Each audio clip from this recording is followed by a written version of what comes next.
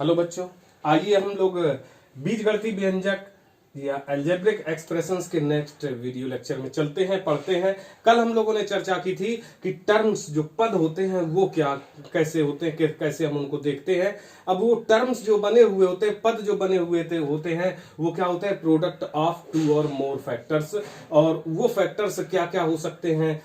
जो जैसे कोई टर्म बना हुआ है 3x² y, तो ये अगर इसमें देखें कितने पद हैं, तो पद ये एक ही है, ये एक सिंगल टर्म है, but it is formed by two or more factors. Product of it is the product of two or more factors. यह दो या दो से अधिक गुणनखंडों का क्या गुणनफल है, वो एक पद होता है। तो इसमें दो प्रकार के होते हैं जी। इसमें जब आएंगे तो यहाँ अलजेब्रिक एक्सप्रेशंस में जो टर्म्स होते हैं वो टू टाइप्स के होते हैं। वो उसमें टू टाइप्स के फैक्टर्स होते हैं। वो क्या होता है? एक होता है अंकगणितीय फैक्टर जो होता है,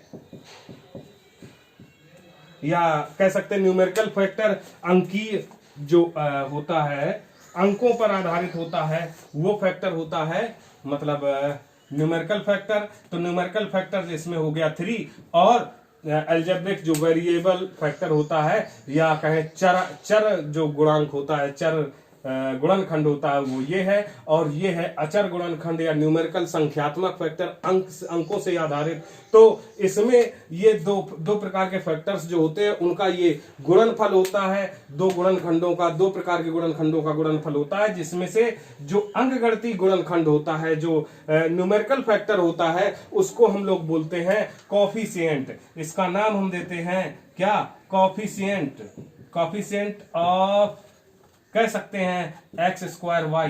तो coefficient of x²y equal 3 means, Hindi में बोले तो इसको कहेंगे गुणांक।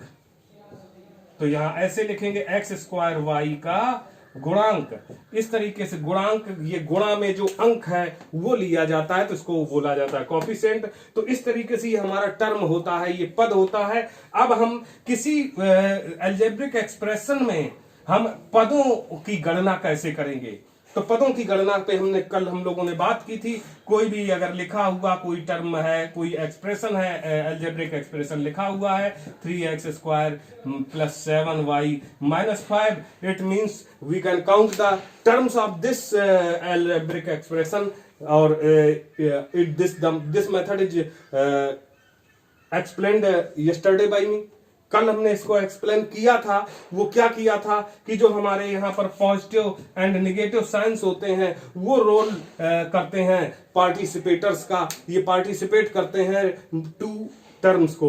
तो उसमें क्या है, पार्टिसिपेटर्स के रूप में अगर करें, विभाजित करने का, इनको सेपरेट करने का, सेपरेटर कहेंगे, एक तरीके से कहें तो सेपरेटर कह सकते हैं। तो ये सेपरेटर का वर्क करते हैं। तो ये सेपरेटर वन टर्म ये हुआ, तो 1, और फिर ये 2, इसके बाद ये थर्ड, तो कितने? 1 2 3, 3 टर्म्स हुए, 3 पद हुए। इसमें पदों की संख्या अगर पूछी जाए, पदों की संख्या कहें, तो पदों की संख्या इसमें है आपकी 3।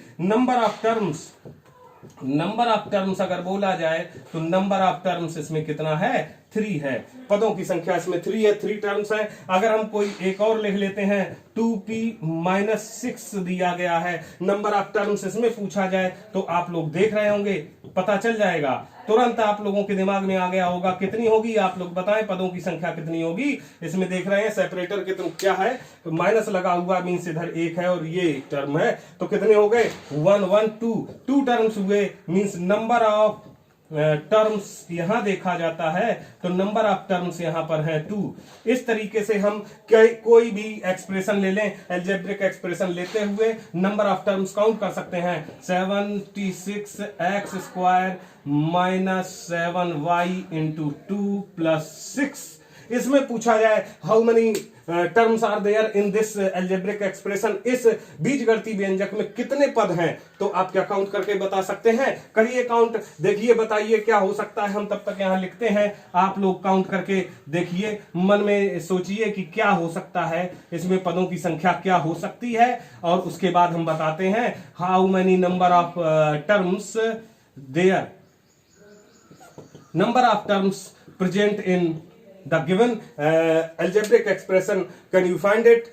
If you calculate it, then check whether you are right और नॉट, ये चेक करो कि आप सही है या गलत है। देखते हैं कितने टर्म्स हैं, तो 1, और हमने अभी बताया था कि यहां पर सेपरेटर का वर्क करते हैं केवल पॉजिटिव और नेगेटिव साइन, तो यहां दो पॉजिटिव नेगेटिव साइन में हुई नेगेटिव साइन है और ये पॉजिटिव साइन है, 2 साइंस हैं। मींस अगर हम देखें इसमें टर्म्स कितने हैं, तो 1, 2 and 3, there are only 3 terms. तो पदों की संख्या 3 है, तो यहां पदों की संख्या 3 है। अगर आपने काउंट किया था 3 तो आप बिल्कुल सही है। अगर 3 के बजाय आपने कहीं 4 काउंट कर लिया है तो जरूर दिमाग में रख ले, बिल्कुल सोच ले कि ये जो डिवाइड और मल्टीप्लाई साइन होता है वो टर्म्स को सेपरेट नहीं करता है। टर्म्स को सेपरेट करने के लिए केवल प्लस और माइनस साइन होते हैं। ये माइंड में रखिए, बिल्कुल सोचते हुए चलिए और इसको सीखते रहिए, सीखते जाएंगे तो बड़ा आगे बढ़ेंगे। अब इसके बाद पदों के आधार पर, पदों के नंबर ऑफ टर्म्स के we classify the algebraic expressions on the basis of number of terms present in that expression। मतलब किसी भी एक्सप्रेशन में जो नंबर ऑफ टर्म्स, जो पदों की संख्या की उपस्थिति के आधार पर, पदों की संख्या के आधार पर हम बीजगणितीय व्यंजकों को उनका क्या करते हैं, वर्गीकरण करते हैं। तो वर्गीकरण में आते हैं तो जितने पद हैं उस अकॉर्डिंग उनके नाम आते हैं। अब उन पे भी आ जाते हैं कि ये वर्गीकरण क्या हो सकते हैं। तो बात करते हैं कि वर्गीकरण में किस टाइप के से इसका वर्गीकरण होता है, according to the on the basis of number of terms। how can we classify a algebraic expression। an algebraic expression को हम कैसे क्लासीफाई कर सकते हैं, तो आते हैं as you know that the it is classified on the basis of number of terms, क्योंकि इसको पदों की संख्या के आधार पर हम वर्गीकृत कर रहे हैं, इसलिए हम पदों की संख्या से चलते हैं। अगर कहीं पदों की संख्या अगर इसमें देखें तो how many terms are there, 3x लिखा हुआ है, तो इसमें कितने पद हैं, तो देखते हैं कि देयर इज नो प्लस और माइनस साइन बिटवीन देम। इनके अंदर, इनके बीच में कोई प्लस और माइनस साइन नहीं है और वही सेपरेटर का काम करता है। तो ये इसका मतलब ये सिंगल टर्म है, एक ही पद है। और जब एक पद है तो इसको हम कहते हैं एक पदी व्यंजक।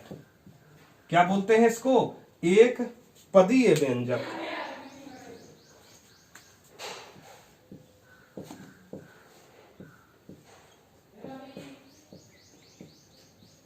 एक पदी व्यंजक कहते हैं। और इंग्लिश में इसको बोलें तो बोलेंगे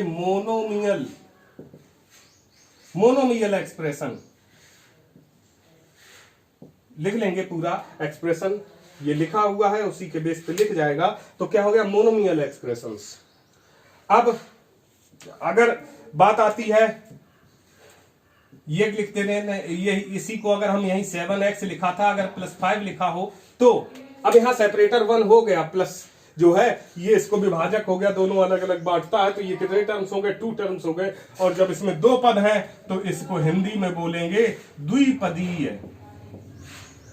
द्विपदीय व्यंजक। इसको हिंदी में बोलते हैं द्विपदी व्यंजक, और इंग्लिश में बोले तो इसको बोलेंगे बायोमियल एक्सप्रेशन। ये बायोमियल एक्सप्रेशन कहलाता है। और इसके बाद बाइनोमियल, थोड़ा सा गड़बड़ हो गया, बायोमियल ना कह के ये होगा बाइनोमियल एक्सप्रेशन। तो ये हो जाएगा बाइनोमियल एक्सप्रेशन हो जाएगा। अब इसके बाद अगर बात करते हैं नेक्स्ट, 4x + 7y - 3, अगर इस फॉर्म में है तो ये कहा जाएगा त्रिपदीय।